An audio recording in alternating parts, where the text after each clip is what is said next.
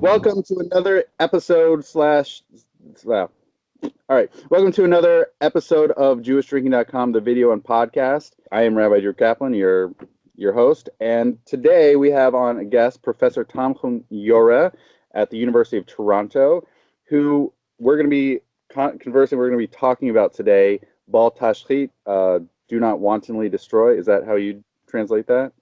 I call it the do not destroy, or the prohibition against wastefulness. Professor Yoreh here has done an entire dissertation on this topic, and quick little pitch, next month has a book coming out on this.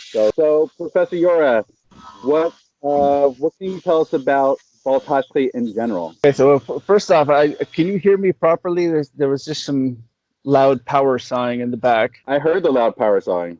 Hopefully that won't happen too often. So first of all, Moadim l'Simcha, greetings to everyone, to you, Rabbi Drew, and from the Sukkah here in Toronto. Since this is JewishDrinking.com, are you drinking anything? And if so, what are you drinking right now? Alas, I do not have a drink. If I was drinking right now, I'd probably be drinking a tea. That doesn't mean I don't enjoy the more spiritual drinks.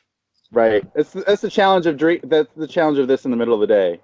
But I've got some seltzer. I was thinking of tea also, but I really need a high. Sort of broad contours. What can you tell us about Bal Tashchit? Bal Tashchit is the Jewish prohibition against wastefulness. It's one of, if not the most important Jewish environmental ethic that we have. It's the cornerstone of how Jews can relate to the world that surrounds them in terms of their use of and consumption of material.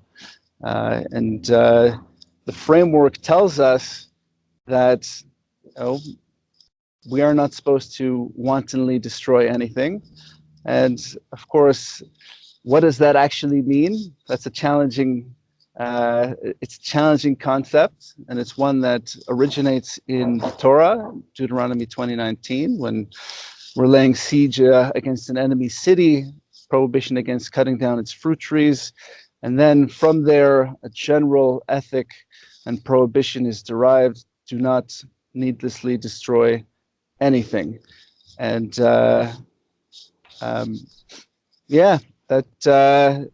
it's something that's been conceptualized and evolves considerably over the thousands of years from the Torah until today. The reason we have you on, the reason that we're talking is there's one particular line that I'm interested in, although you can help educate me and the various listeners, viewers.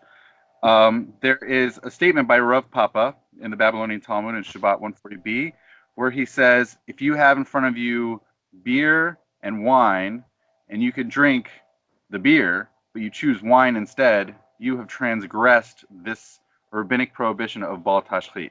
So this is, first of all, I'm sure, especially for people who have never heard this is probably pretty surprising, pretty like stark, especially if someone's like a wine lover. Like, how could someone say this? Like, you're supposed to choose beer over wine? Beer lovers, I'm sure, are very different. Like, yeah, obviously. Like, it's not even a conversation. You should totally choose beer.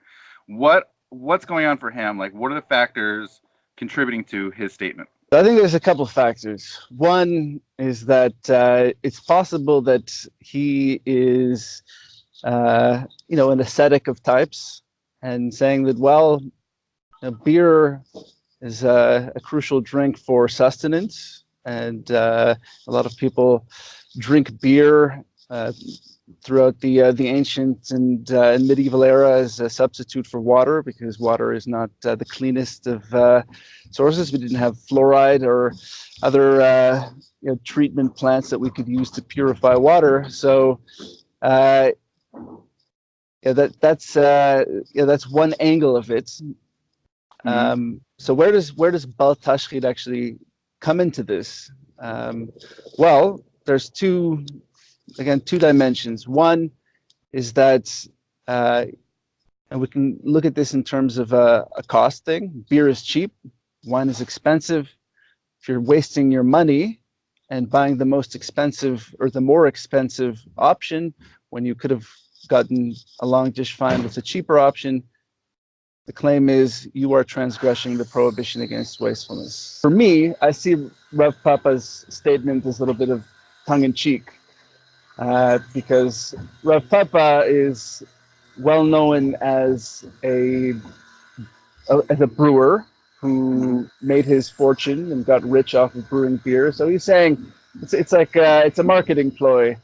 I drink my beer because the wine actually is more expensive. But he's actually saying, buy my product instead of the other product. So that could be an angle. That could be a little bit between the lines, but uh, that's it makes sense then for him to be talking about beer because he is a brewer. How much do you think the economics plays into his statement? Whether not just him personally for his own business, but like how much do you think broadly, and that's also going to touch upon all the other rabbinic bal tashchit statements. How much is the financial aspect a factor?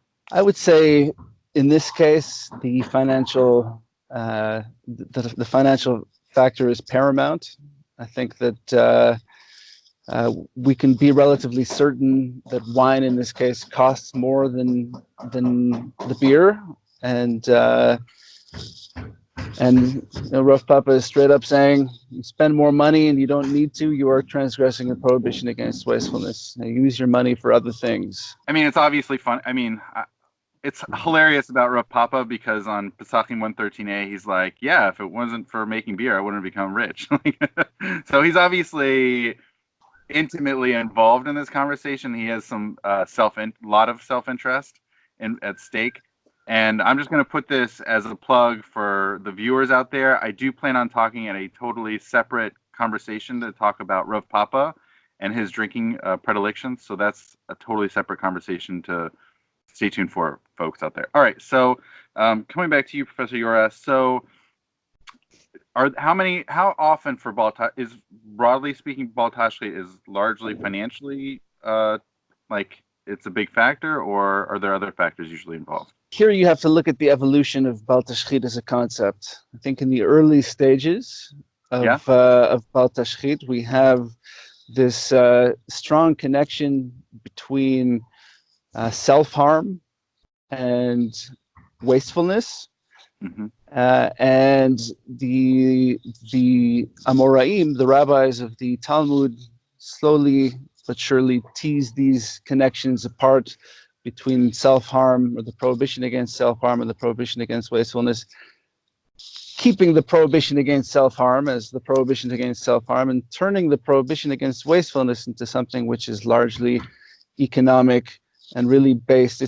Becomes a utilitarian concept. If you use products inefficiently, if you're being wasteful in how you use material, then you're transgressing the prohibition against wastefulness. But in terms of self-harm, it's no longer very connected. In fact, the rabbis change this connection and create a concept called bal tashchit de gufa adif. And this is actually connects back to the sugya on beer and wine for Rav Pappa. Mm-hmm.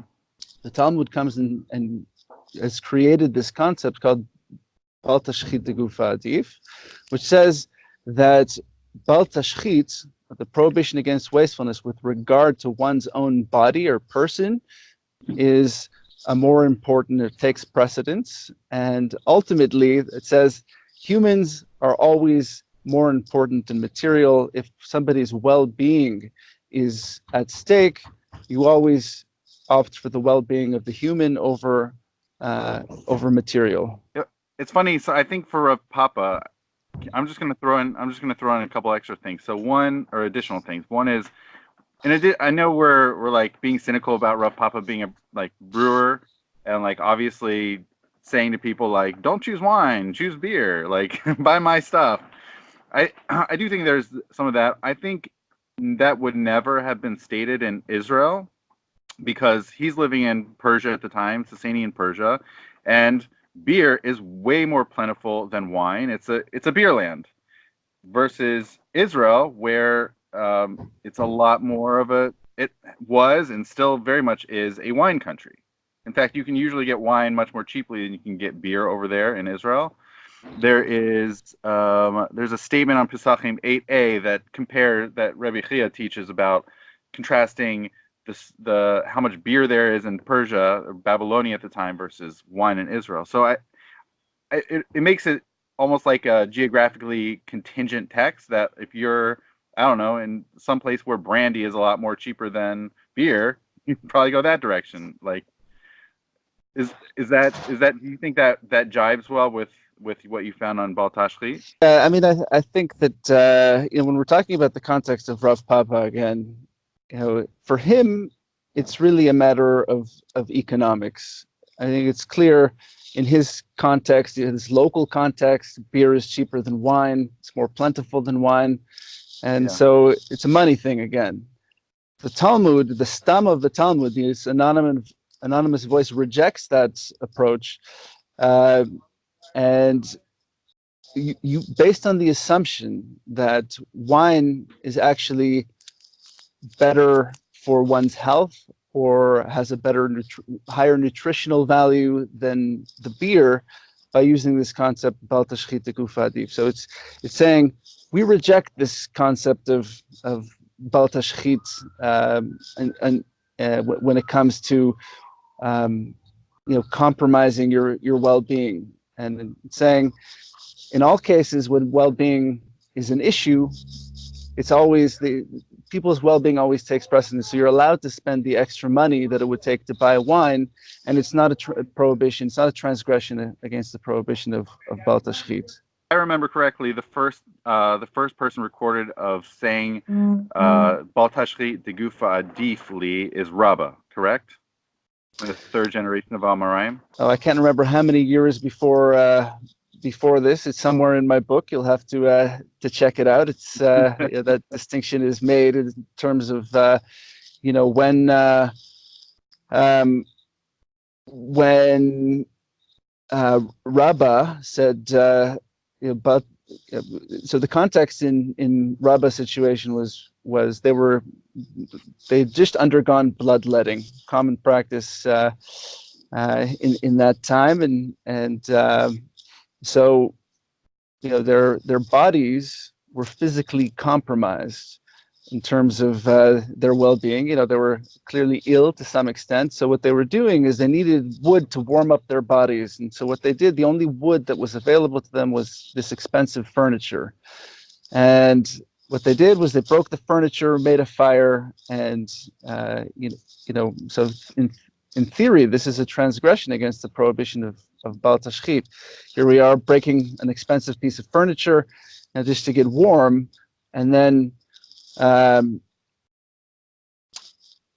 Rabbah is challenged by Abaye, and Abaye says, well, "What are you doing? You're transgressing the prohibition against wastefulness." And Rabbah says, "Actually, the way I see it is my body is more important." So he's using that very subjective li, Bal Tashchit de Gufa Adif li, and eventually, in later generations of Moraim, when we look at the sugya of Rav Pappa, who's talking about beer and wine, the stam of the Talmud is already using that concept and just saying Bal Tashchit de Gufa Adif. The li is taken out; it's now a concept, and that's how it's being used. So the stam is saying, hey, what happened?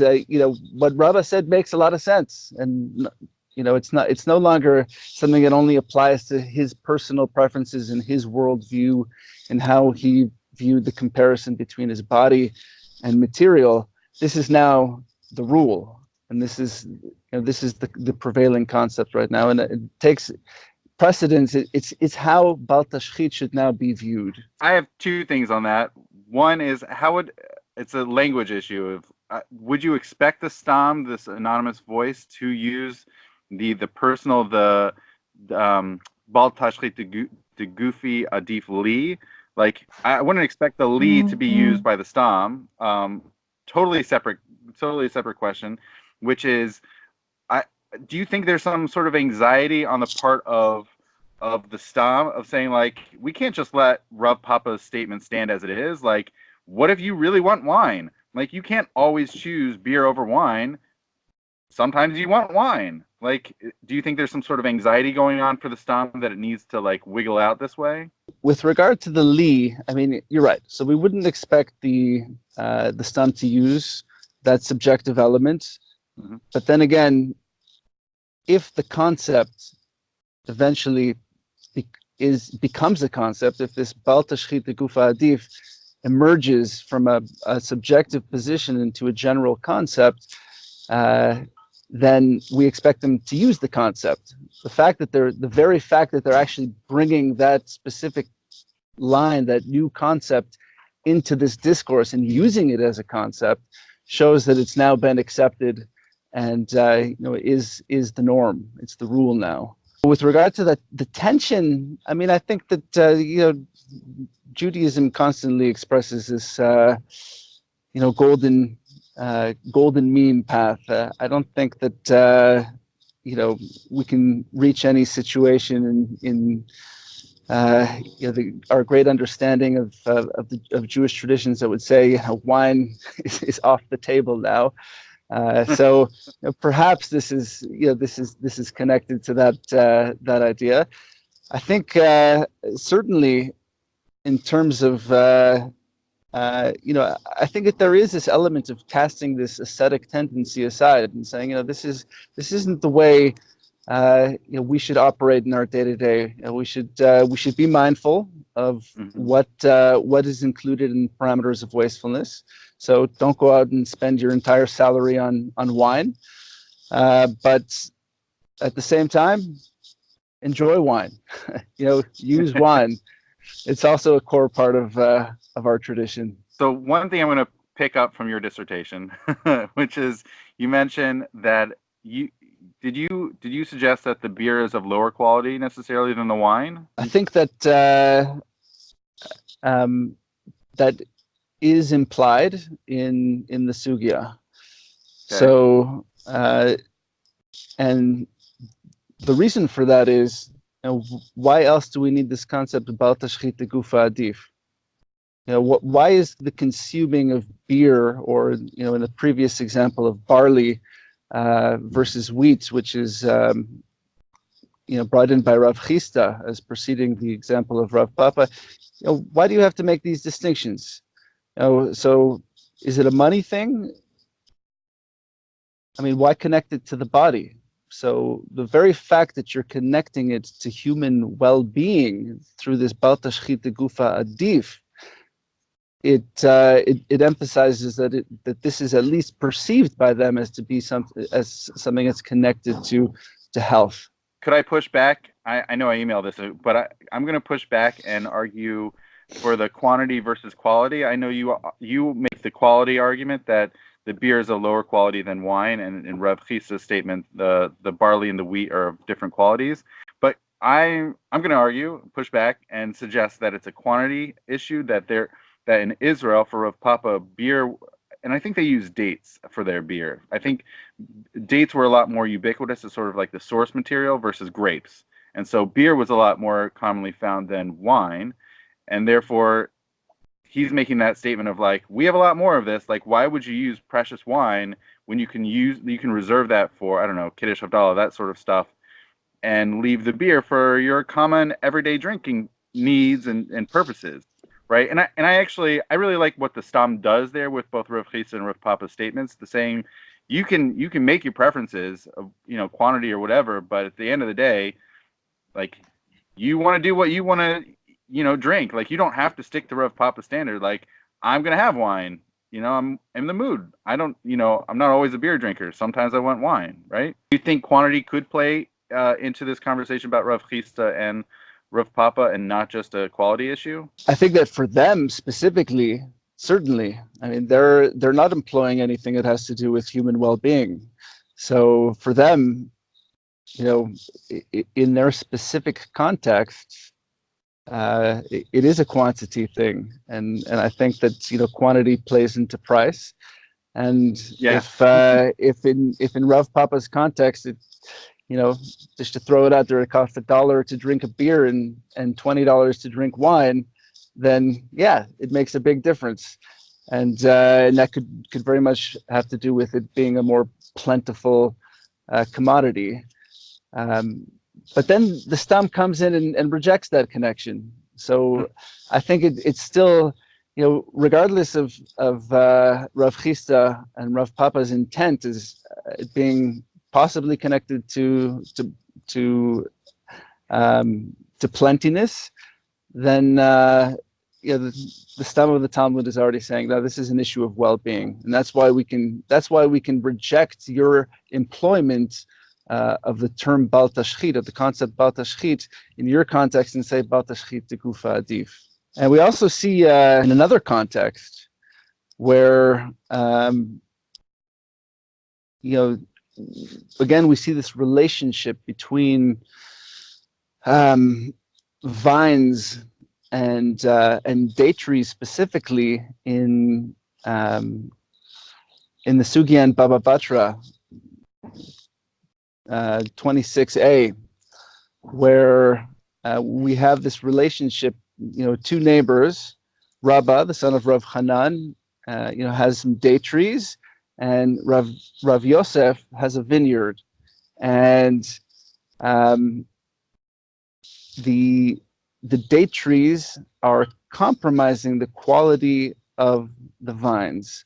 And ultimately, Rav Yosef says to Rabba, says, you need to cut down your date trees because you're compromising you're compromising my vines. And I think that if we had this economic, it's another thing that highlights the economic difference between dates and vines and grapes. Ultimately, the way that sugya unfolds is a little bit different. Rabba says, you know what? We have the prohibition of Bal Tashchit, and there is this example of somebody. Rabbi Hanina's son Shivchat is considered to have died prematurely because he cut down a fig tree, prematurely. And so Rabbah says, hey, hold back. You may be right, and I actually might need to halachically cut down my date trees because they're compromising your vines. But hey, I'm not going to do that because this is a dangerous game that we're playing. There's examples of people who have actually died prematurely because they transgressed this prohibition against cutting down fruit trees. If you want to cut them down, be my guest. And that's the way that sugya ends. Did you also do stuff post-Talmudically with Bal Tashchit? I look at Bal Tashchit in all the major genres of Jewish literature, legal texts, codes of law, responsa, Bible commentaries, and so on and so forth, all the way into the Jewish environmental movement, or the Jewish environmental, the era of environmentalism, where Jewish environmentalists are also employing the term and conceptualizing it, adding another layer of conceptualization. Your post-Talmudic stuff, did you touch on the Rav Pappa thing at all? I mean, the core thing for me, and for the evolution of Bal Tashchit, is not Rav Pappa's statement and his relationship to beer and wine, but the Bal Tashchit Tekufa Adif, and that's something that really is a milestone moment in the conceptualization of Bal Tashchit. Can you share with us how this notion, the preferential aspect over writing Bal Tashchit, how that gets discussed post-Talmudically? The greatest, let's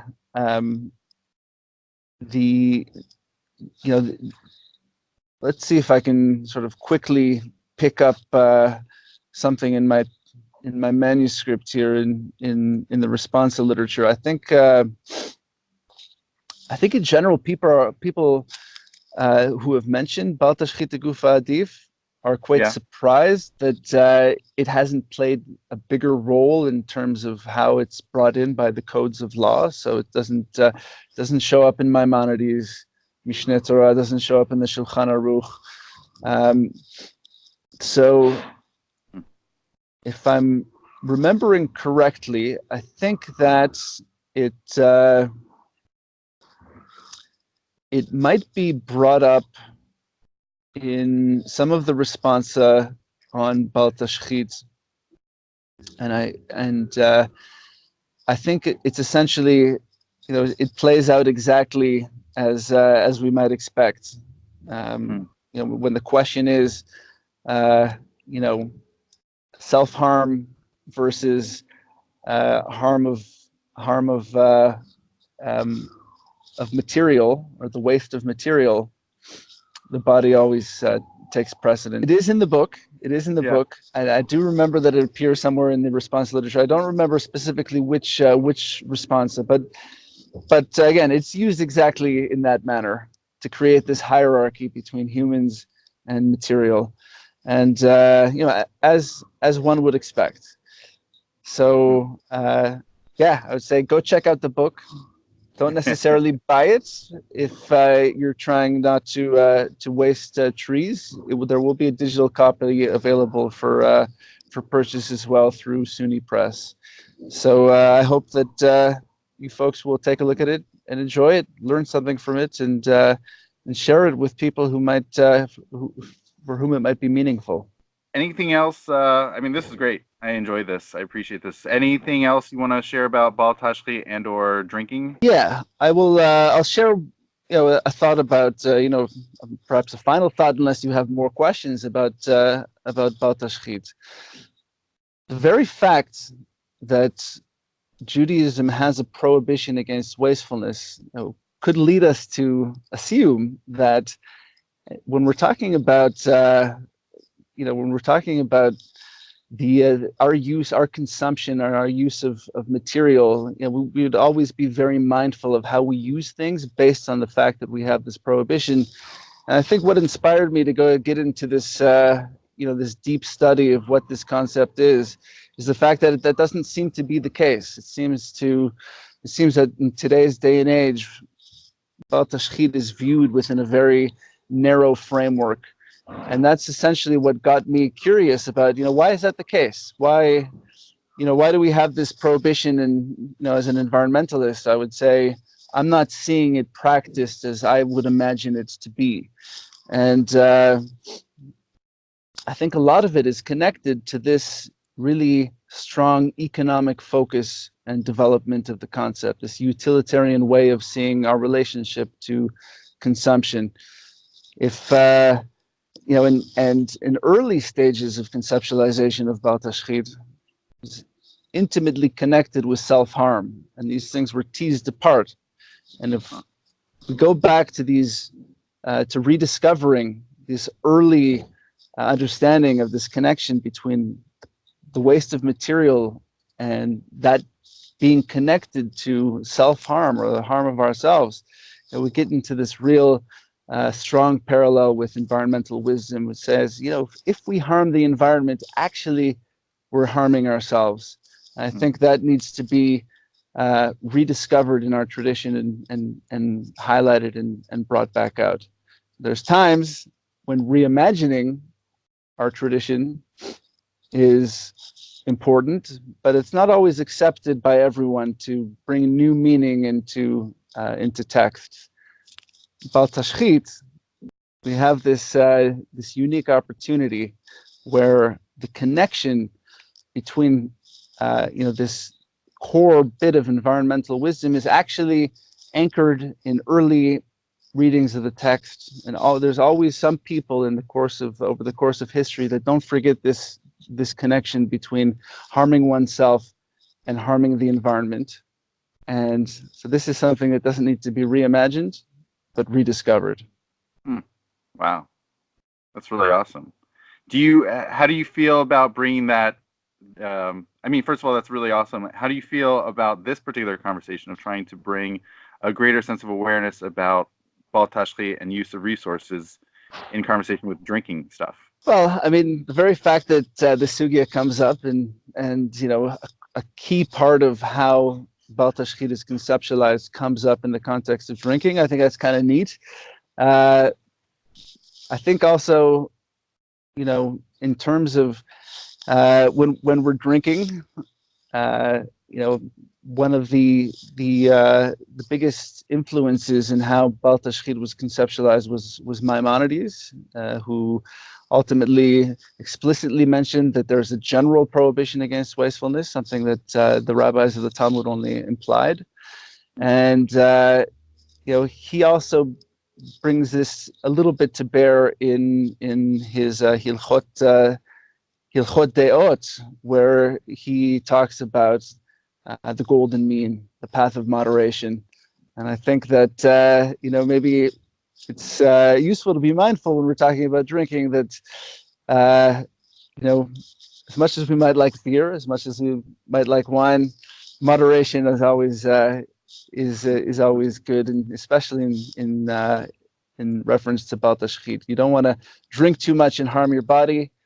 You don't want to drink too little and be an ascetic and compromise your well-being in that way either. Well, thank you so much, Professor Yoreh, for this fantastic conversation, this great discussion.